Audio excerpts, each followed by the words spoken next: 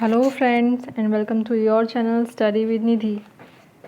हम पेपर 2 का part A के 3 मार्कर्स डिस्कस कर रहे हैं यूनिट 3 के।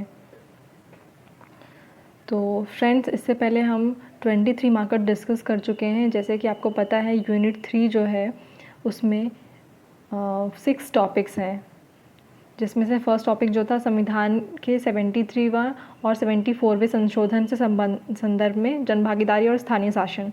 तो हमने वो अपना डिस्कस कर चुके। जवाबदेही और अधिकार से रिलेटेड जो भी 3 मार्कर्स बन सकते थे, मानवाधिकार आयोग या अन्य पिछड़ा वर्ग आयोग, उपभोक्ता फोरम, इन सब से रिलेटेड भी हमने डिस्कस कर लिए। आज हम लोकतंत्र की विशेषताएं वगैरह और उनसे रिलेटेड जो 3 मार्कर्स बनने वाले हैं, जो हमारा थर्ड यूनिट का थर्ड टॉपिक है, तो उससे रिलेटेड क्वेश्चंस 3 मार्कर्स जो है वो डिस्कस कर रहे हैं। तो इस तरह से मैंने आपसे कहा है कि मैं आपको पेपर 2 है उसके 3 मार्कर्स कंप्लीट कराऊंगी। तो प्लीज़ आप लोग पेन पेपर लेके बैठा कीजिए ताकि आप लोग नोट्स बनाते जाएं प्रॉपर तरीके से। तो स्टार्ट करते हैं हम आज का वीडियो अपना। इससे पहले हम 23 मार्कर्स डिस्कस कर चुके हैं अभी तक। आज हम बात करते हैं अपना 21 राजनीतिक प्रतिनिधित्व। ये टॉपिक हमारा यूनिट 3 के टॉपिक नंबर 3 में है, जिसमें लिखा है हमारा लोकतंत्र की विशेषताएं। उसमें हमारे सब टॉपिक्स हैं राजनीतिक प्रतिनिधित्व, निर्णय प्रक्रिया में नागरिकों की भागीदारी, और उसी का जो नेक्स्ट टॉपिक है वो है हमारा CBO और NGO और SHG, और लास्ट है हमारा उसमें मीडिया की भूमिका एवं समस्याएं। तो इस तरह से आपका जो यूनिट 3 का 3 मार्कर्स हैं वो कंप्लीट हो जाएंगे आज। नेक्स्ट हम फिर कोई और यूनिट लेंगे और किसी और यूनिट के 3 मार्कर डिस्कस करेंगे। तो इस तरह से जो इस यूनिट से बनने वाले 3 मार्कर्स थे इम्पॉर्टेंट वो कंप्लीट हो गए हैं। बाकी आपको 5 और 11 मार्कर्स के जब मैं नोट्स कंप्लीट करूँगी तो उसमें मैटर मिल जाएगा। राजनीतिक प्रतिनिधित्व। राजनीति व्यवस्था में प्रतिनिधि की भूमिका निभाना। नेक्स्ट पॉइंट, जनता की आवाज़, मत व जन नीति निर्माण में जनता का प्रतिनिधित्व। इसके 3 मॉडल हैं। पहला मॉडल है प्रत्यायोजित मॉडल, दूसरा ट्रस्टी मॉडल, और तीसरा मॉडल जो है वो इन दोनों का मिश्रित मॉडल है, पॉलिटिको मॉडल। राजनीतिक प्रतिनिधित्व कौन करता है? जिनको हम चुनते हैं प्रतिनिधियों को, वो ही क्या करते हैं? राजनीतिक प्रतिनिधित्व करते हैं, जैसे कि विधायक। नेक्स्ट है CBOS, समुदाय आधारित संगठन, कम्युनिटी बेस्ड ऑर्गेनाइजेशंस। समुदाय विशेष के विकास, उनके संरक्षण आदि के उद्देश्यों से ये गठित किए गए हैं। उदाहरण के तौर पर सेवा, सेल्फ एम्प्लॉयड वुमेन एसोसिएशन, ये क्या है? उदाहरण है हमारा किसका? CBOS का। नेक्स्ट है हमारा NGO, नॉन गवर्नमेंटल ऑर्गेनाइजेशन, गैर सरकारी संगठन।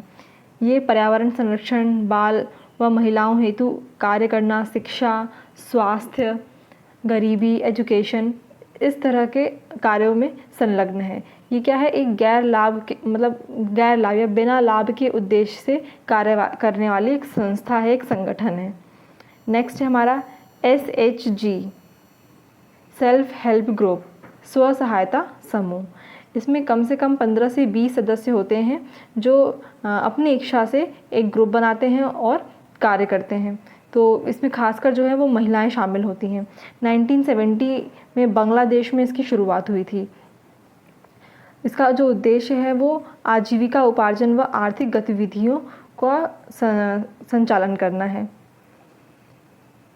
इसी के बांग्लादेश में जो इसकी शुरुआत हुई थी, तो इसको जीवंत करने का जो श्रेय जाता है वो मोहम्मद यूनुस जी को जाता है। उनकी अहम भूमिका रही है सेल्फ हेल्प ग्रुप को यहाँ तक पहुँचाने में। वो नोबेल पुरस्कार विजेता भी हैं। नेक्स्ट, मीडिया, सामान्य अर्थ संचार के विभिन्न साधनों के रूप में संदर्भित। इसीलिए मीडिया को चौथा स्तंभ भी कहा जाता है लोकतंत्र का। इसके प्रकार आजकल बहुत प्रकार हैं मीडिया के, जैसे print media, social media, electronic media, digital media. इस तरह से काफ़ी सारे इसके टाइप्स हैं मीडिया के। ऊपर हमने जैसे SHG पढ़ा था, अभी NGO पढ़ा। तो जो SHG और NGO और जो CBO था हमने पढ़ा, समुदाय आधारित संगठन। तो ये जो है हमारे 5वें स्तंभ माने जाते हैं सिविल सोसाइटी के। नेक्स्ट है सोशल मीडिया। सोशल मीडिया ये एक माध्यम है जिसके दौरान इस लॉकडाउन में हम पढ़ाई लिखाई कर पा रहे हैं इतने अच्छे तरीके से, और कई लोगों का रोज़गार का साधन भी बना है ये।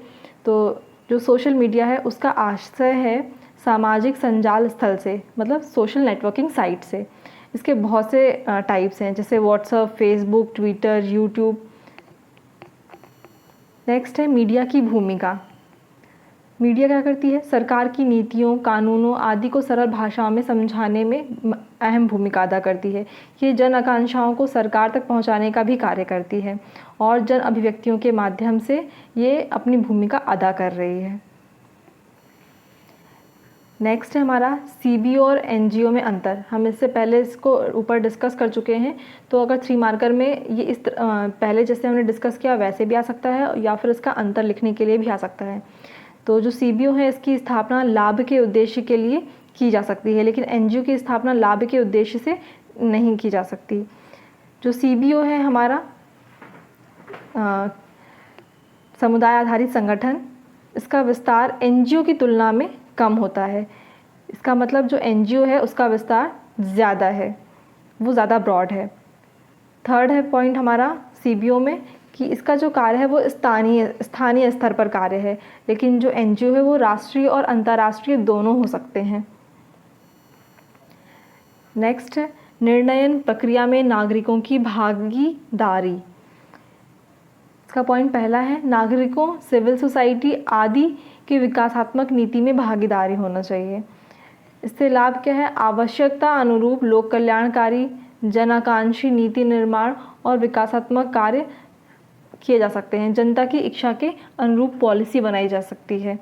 तो वो है हमारा क्या? निर्णयन प्रक्रिया में नागरिकों की भागीदारी। तो इस तरह से हमारा जो यूनिट 3 है उसके 3 मार्कर्स पेपर 2 के पार्ट ए के कंप्लीट होते हैं। होपफुली आप लोग को वीडियोस पसंद आ रहे हो तो प्लीज़ चैनल को लाइक, शेयर एंड सब्सक्राइब कीजिए। Thank you friends.